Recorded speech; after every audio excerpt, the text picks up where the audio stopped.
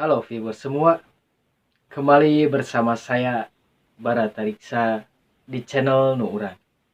Kita akan kembali setelah tayangan yang satu ini.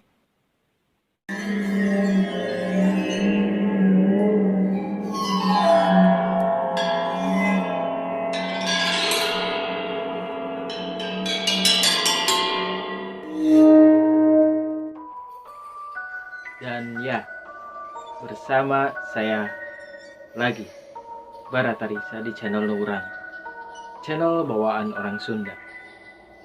Seperti biasa di malam hari penuh kedinginan ini, saya akan membawakan kisah yang bisa saja membawa malam hari kalian yang sunyi dan sepi.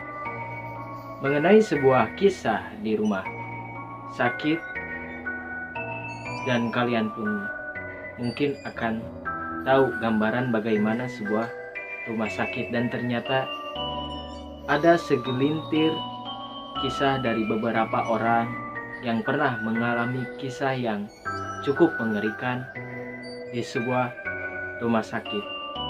Dan saya mengingatkan, jika kalian memiliki kisah horor, kisah mistis, pengalaman mengerikan, bisa hubungi saya di IG yaitu nu_urang033 atau lewat Gmail yaitu nuurang894@gmail.com. Dan kita langsung saja ke ceritanya. Simak cerita berikut ini.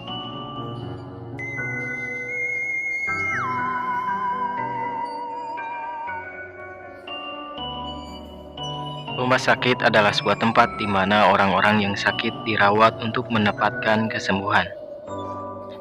Rumah sakit juga tak jarang menjadi tempat terakhir seseorang menjalani kehidupannya di dunia.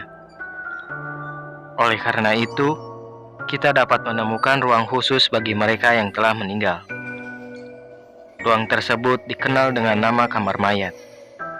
Ruangan ini menjadi salah satu ruangan yang paling ditakuti oleh siapapun yang berkunjung ke rumah sakit.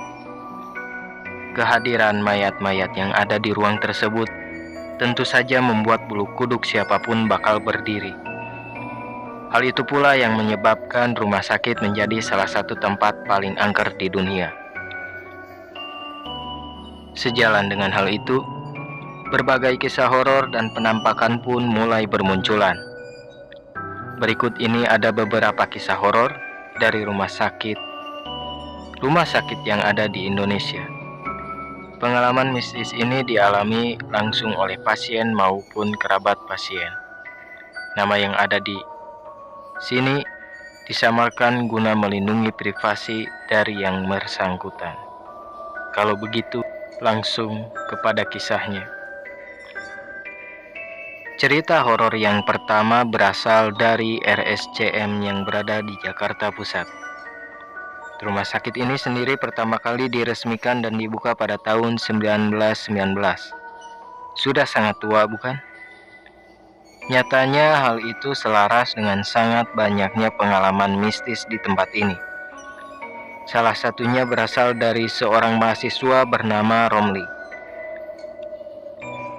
Pada suatu malam, ia tengah berjalan pulang menuju rumahnya. Namun di tengah perjalanan, ia melihat segerombolan orang tengah berkumpul di pinggir jalan. Ia pun lantas menghampiri gerombolan tersebut. Nah, ternyata orang-orang di sana berkumpul lantaran tengah membantu seorang korban kecelakaan. Romli pun lantas menyadari bahwa korban tersebut adalah teman sekampusnya. Dengan bergegas, ia menolong temannya tersebut dan membawanya ke rumah sakit terdekat dengan bantuan warga sekitar. Kebetulan rumah sakit terdekat dengan lokasi kejadian pada waktu itu adalah RSCM. Sehingga Romli pun membawa temannya untuk berobat ke rumah sakit tersebut.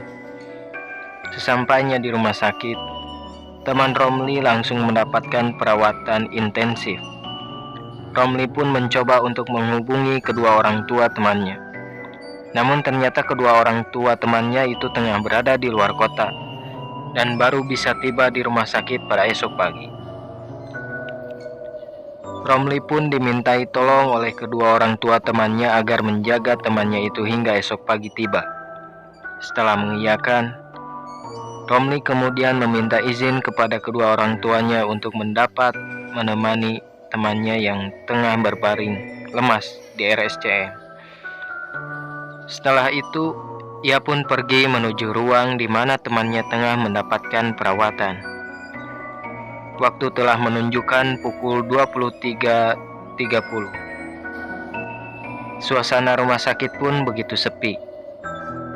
Romli yang sedari tadi berusaha untuk tidur tetap saja terjaga, lantaran masih syok dengan kejadian yang dialami oleh temannya.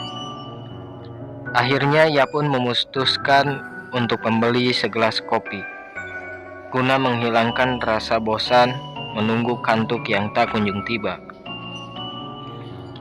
Ia kemudian bertanya lokasi kantin kepada seorang perawat yang kebetulan ditemui di salah satu lorong RSCM.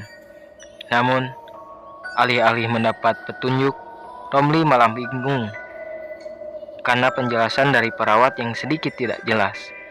Akhirnya ia pun memutuskan untuk menggunakan instingnya demi mendapatkan segelas kopi. Nah, ketika tengah berjalan-jalan di lorong yang gelap, ia mencium aroma obat-obatan yang sangat menyengat. Selang beberapa menit, ia pun mendengar suara aneh, seperti orang yang tengah berbisik. Suara tersebut terdengar berasal dari lorong yang ada di depannya. Karena penasaran, ia pun mendekati sumber suara. Anehnya, ketika Romli memasuki bangsal di mana sumber suara tersebut berasal, suara aneh itu malah menghilang. Romli pun melihat sekelilingnya yang tampak sangat berantakan. Kemudian, pandangan Romli diarahkan ke sebuah meja yang terletak di sudut ruangan. Saat itu memang kondisi bangsal sangat minim cahaya sehingga ia harus sedikit memicingkan matanya, guna mendapat penglihatan yang fokus. Setelah berusaha untuk melihat dengan jelas, ia lantas terkejut karena melihat sepotong kepala wanita berambut panjang tergeletak di atas meja tersebut. Ngerinya, wajah dari wanita itu tampak tersenyum dengan tatapan tajam ke arah Romli sambil tertawa cekikikan. Sontak Romli langsung kaget dan lemas dengan apa yang baru saja dilihatnya. Ia pun bergegas keluar dari ruangan tersebut dengan tergesa-gesa. Namun, baru saja sampai di depan bangsal, ia terjatuh lantaran tersandung sesuatu. Setelah mencari tahu apa yang membuatnya tersandung, ternyata ia semakin ketakutan. Lantaran yang membuatnya tersandung adalah tubuh seorang pria yang tidak memiliki kaki dan tangan. Ngerinya lagi, pria tersebut menatap Romli dengan tatapan kosong tanpa ekspresi apapun. Romli pun segera bangun dan bergegas lari meninggalkan bangsal hingga akhirnya ia menabrak satpam yang tengah bertugas pada malam itu. Satpam tersebut kaget melihat kondisi Romli dengan wajah yang sangat pucat sambil gemetar ketakutan. Romli lantas dibawa oleh satpam menuju pos untuk ditenangkan. Setelah diberi minum, Romli menceritakan kejadian yang barusan dialaminya. Mendengar cerita dari Romli, satpam itu pun mengiyakan dan menjelaskan bahwa ruangan tersebut merupakan bekas instalasi bedah umum dan sudah lama tidak digunakan. Satpam itu juga menceritakan bahwa di tempat itu memang sangat angker dan cukup sering memunculkan penampakan hantu berupa potongan tubuh manusia. Romli yang masih ketakutan kemudian meminta untuk diantarkan ke ruangan ICU, tempat temannya dirawat. Sesampainya di ruangan ICU, Romli tidak pernah meninggalkan ruangan itu hingga pagi menjelang karena saking ketakutannya. Rumah Sakit Dharma Medika, Tulung Agung. Kisah horor nyata selanjutnya berasal dari Rumah Sakit Dharma Medika, Tulung Agung. Pada saat itu, seorang wanita yang telah berusia 55 tahun bernama Aminah tengah dirawat di rumah sakit tersebut karena penyakit liver yang dideritanya. dokter telah mendiagnosis bahwa umur Aminah tidak akan lama lagi dan meminta kepada pihak keluarga untuk dapat mengikhlaskannya.